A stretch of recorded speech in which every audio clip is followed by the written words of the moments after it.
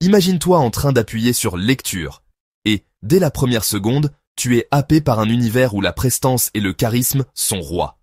Tu sens déjà ton regard aimanté, incapable de se détourner. La caméra fait un léger zoom avant, et la première phrase prononcée te donne la chair de poule. C'est cette accroche, ce moment décisif qui détermine si les spectateurs vont rester ou s'échapper. Aujourd'hui, nous allons pénétrer dans un monde inspiré d'un personnage devenu légendaire pour son mélange de calme, de force et de magnétisme, Tommy Shelby, de la série Peaky Blinders. Son secret n'est pas seulement dans son chapeau ou sa cigarette, mais dans des habitudes simples et pourtant si puissantes. Des habitudes qui, une fois comprises, peuvent métamorphoser la manière dont tu es perçu par les autres. Prépare-toi à un voyage passionnant à travers la psychologie, la gestuelle et l'histoire, pour comprendre comment un homme fictif est devenu le symbole vivant d'une confiance inébranlable. Avant de plonger dans les détails, souviens-toi de ce contexte.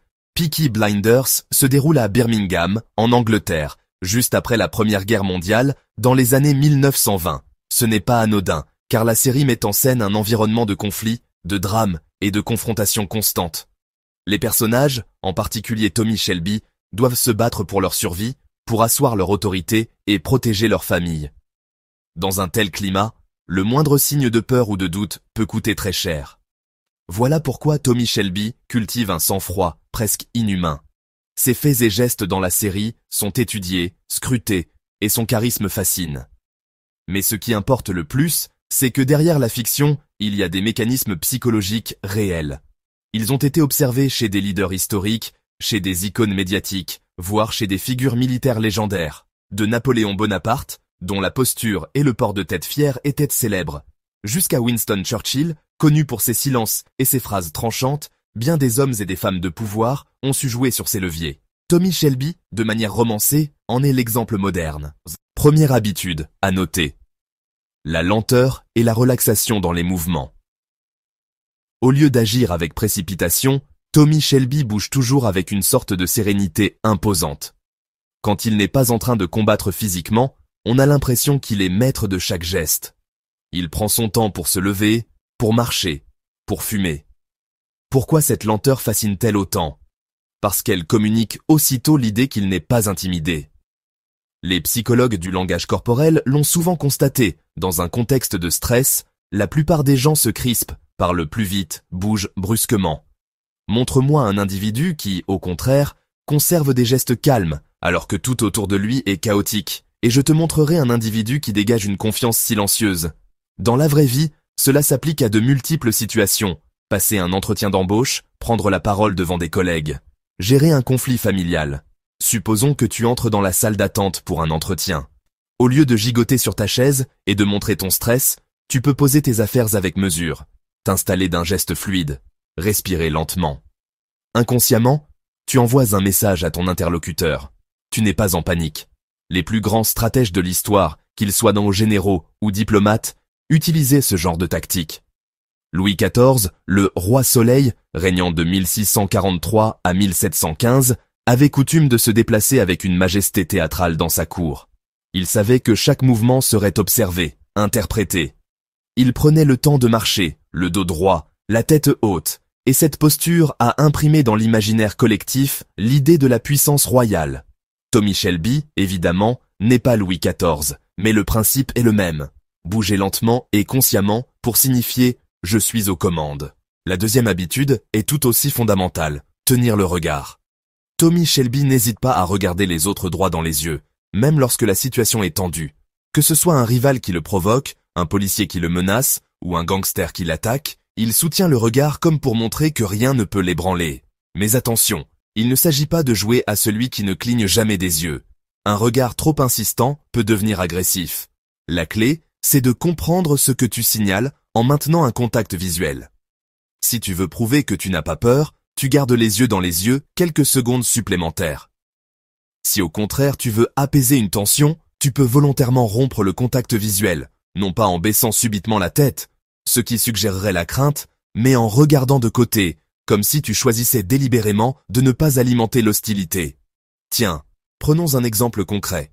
Au quotidien, si tu sens un début de confrontation, tu peux d'abord soutenir le regard pour montrer que tu es prêt à discuter d'égal à égal, puis déplacer ton regard vers la gauche ou la droite, histoire d'indiquer que tu n'es pas en guerre permanente.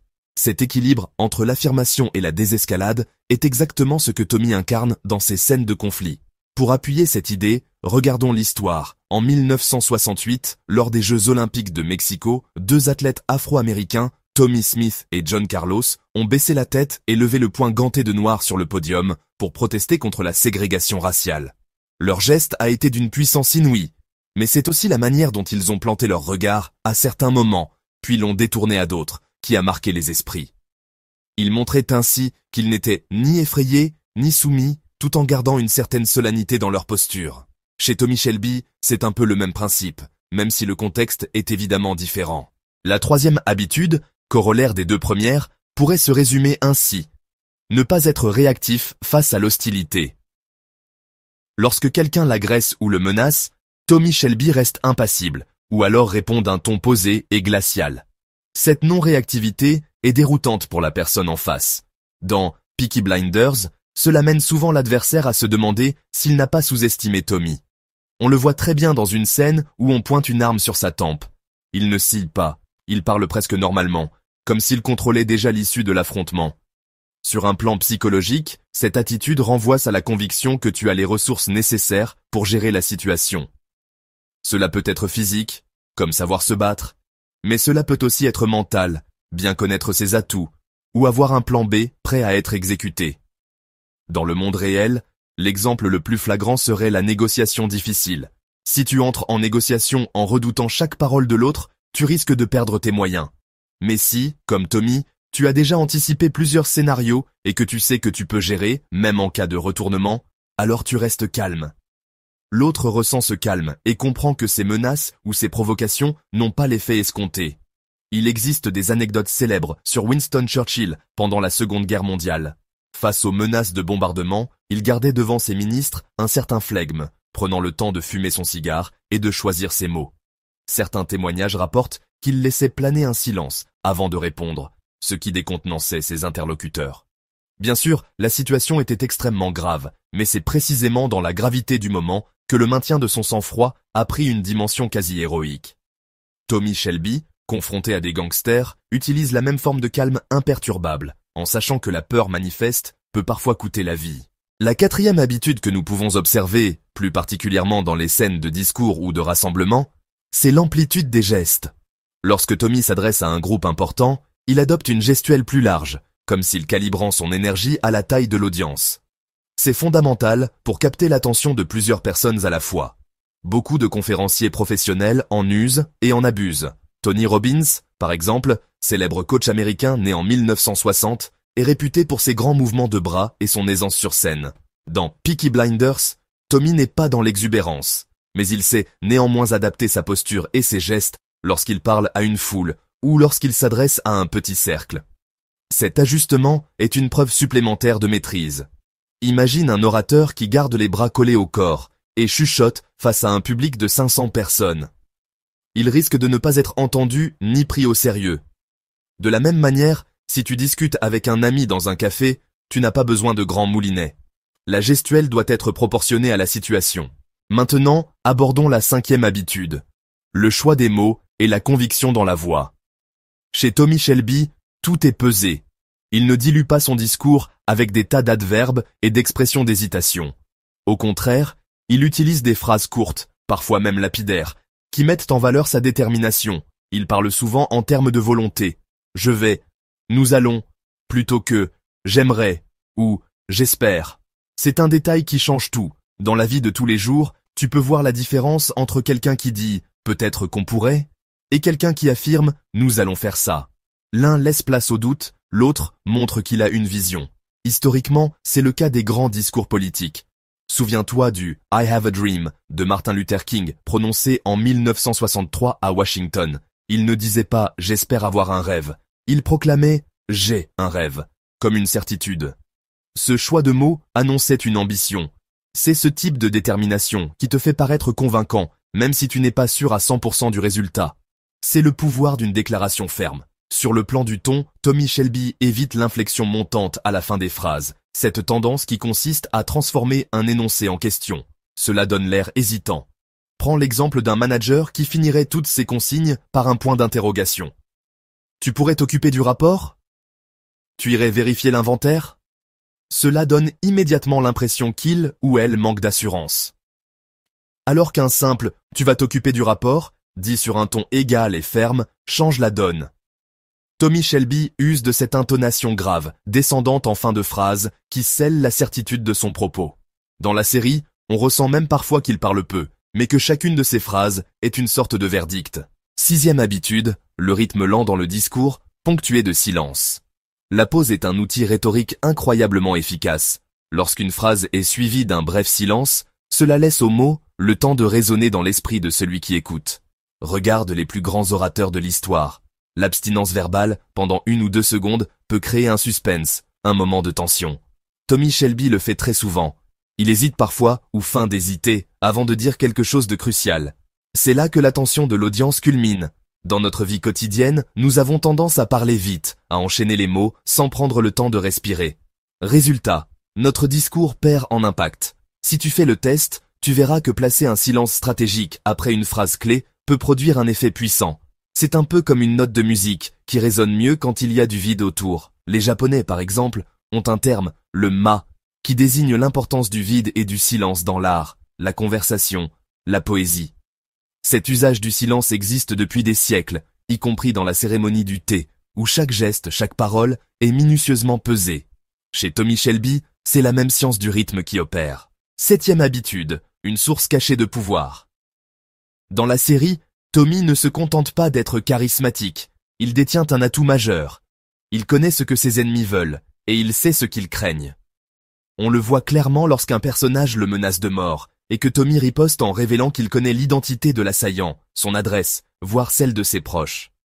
Cette connaissance confère un avantage décisif, car elle lui permet d'échanger quelque chose que l'autre veut, la survie, la richesse, la paix, contre ce que lui-même veut obtenir. Enfin, la 8e habitude touche au cœur de la confiance en soi, la certitude intérieure qu'on peut affronter les obstacles. On peut essayer de feindre le calme, mais si on tremble intérieurement, tôt ou tard, la façade se fissure. Ce qui rend Tommy Shelby crédible, c'est qu'il a réellement un plan, un réseau, une détermination sans faille. Dans la vraie vie, nul besoin d'être chef de gang pour construire cette certitude. Il s'agit plutôt de savoir développer des compétences et de la résilience. Par exemple, si tu redoutes les conflits, tu peux décider d'apprendre la communication non violente ou de suivre des cours d'arts martiaux. Si tu manques d'assurance en public, tu peux t'exercer à la prise de parole, lire des ouvrages, t'entraîner avec des amis. Au fil du temps, tu gagnes en confiance réelle, ancrée dans le vécu. On retrouve cette idée dans de nombreuses philosophies antiques. Les stoïciens, comme Sénèque au 1er siècle, enseignaient déjà que la préparation mentale et l'entraînement aux difficultés permettèrent de demeurer impassible, même lorsque la tempête faisait rage.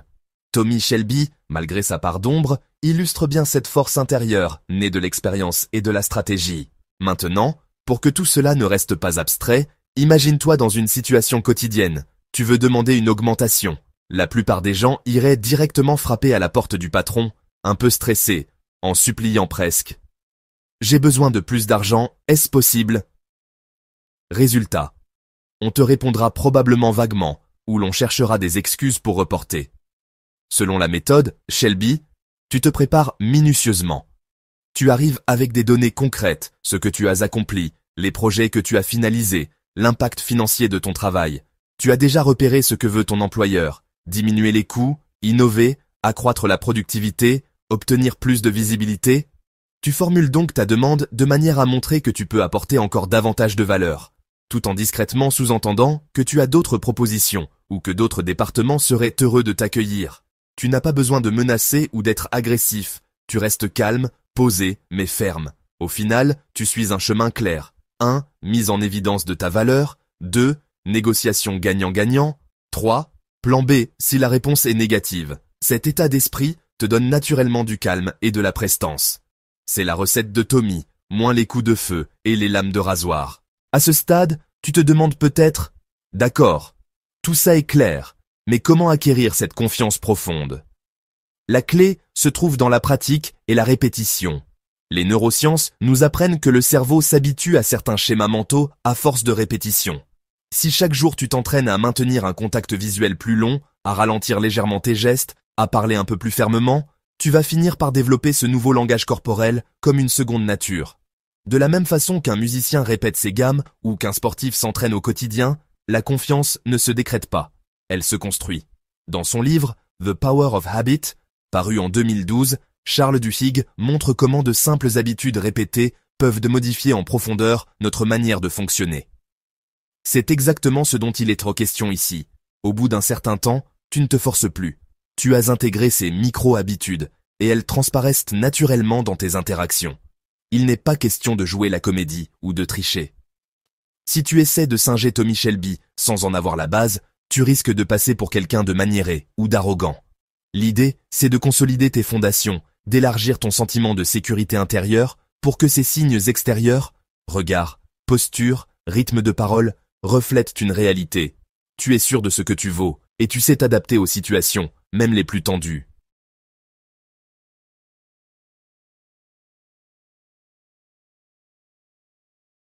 Pour conclure ce voyage au cœur de la psychologie de Tommy Shelby et de la manière de gagner en respect, souviens-toi de ces quelques points. Ralentir et maîtriser tes gestes, maintenir un contact visuel adapté, ne pas réagir impulsivement à l'hostilité, calibrer ta gestuelle à l'ampleur de l'audience, choisir soigneusement tes mots et ton intonation, utiliser des silences pour rythmer ton discours, exploiter la connaissance de ce que l'autre désire ou craint, et bâtir ta confiance intérieure en te préparant réellement. Chacune de ces habitudes peut transformer ton interaction avec le monde. Il ne s'agit pas de te transformer en personnage froid et inaccessible, ni de tomber dans la menace, mais d'adopter ce que l'on pourrait appeler un leadership calme, ancré dans la certitude. Maintenant, j'aimerais te lancer un défi. Teste ces principes dans ta vie quotidienne. Commence petit, dans des contextes sans enjeux majeurs, puis déploie-les peu à peu dans des situations plus délicates. Observe les réactions des gens autour de toi. Tu verras, c'est parfois surprenant à quel point notre manière de bouger et de parler influence la perception qu'ont les autres de nous. Rappelle-toi également que dans Peaky Blinders, tout est scénarisé, mais la psychologie sous-jacente, elle, est bien réelle. Nous sommes des êtres sociaux, programmés pour capter les signaux de confiance ou de peur. Les pratiquer consciemment peut vraiment faire la différence dans une carrière professionnelle, dans une relation amoureuse ou dans un cercle d'amis. Personne ne te demande de porter une casquette à lame de rasoir pour inspirer le respect, rassure-toi. Enfin, si tu as regardé cette vidéo jusqu'ici, c'est peut-être que tu sens que quelque chose résonne en toi. L'envie de t'affirmer davantage, de ne plus te laisser dicter ta conduite par la peur du jugement ou de l'échec. Alors, c'est le moment d'agir, mais en pratique. Et si tu trouves que ces conseils te parlent, partage tes retours d'expérience. Dis-nous en commentaire ce qui fonctionne pour toi, ce que tu as observé, ou même quelles scènes de Peaky Blinders t'ont le plus marqué. La discussion ne fait que commencer. Tu peux aussi t'abonner pour ne rien rater de nos prochains contenus sur la confiance en soi, la psychologie et le charisme. Dans chaque vidéo, nous dévoilons de nouvelles clés pour te sentir plus solide, plus aligné avec ta valeur profonde. C'est ça, l'objectif final, que tu deviennes la meilleure version de toi-même, pas un clone de Tommy Shelby, mais quelqu'un qui, tout en restant authentique, maîtrise ces subtilités qui font toute la différence dans un monde souvent chaotique. Imagine la suite. Un nouveau chapitre s'ouvre pour toi, un chapitre où tes gestes, tes mots et ta posture te permettent d'aborder la vie avec plus de certitude et de sérénité. C'est un chemin, parfois long, mais passionnant, où chaque étape t'apportera des victoires et des prises de conscience. Et dans ces moments, tu comprendras que le charisme, ce n'est pas seulement un don inné, mais une compétence qui se travaille jour après jour. À présent, je te laisse la parole. Raconte-nous tes impressions, partage tes réflexions, et surtout, n'oublie pas de t'abonner. Pourquoi?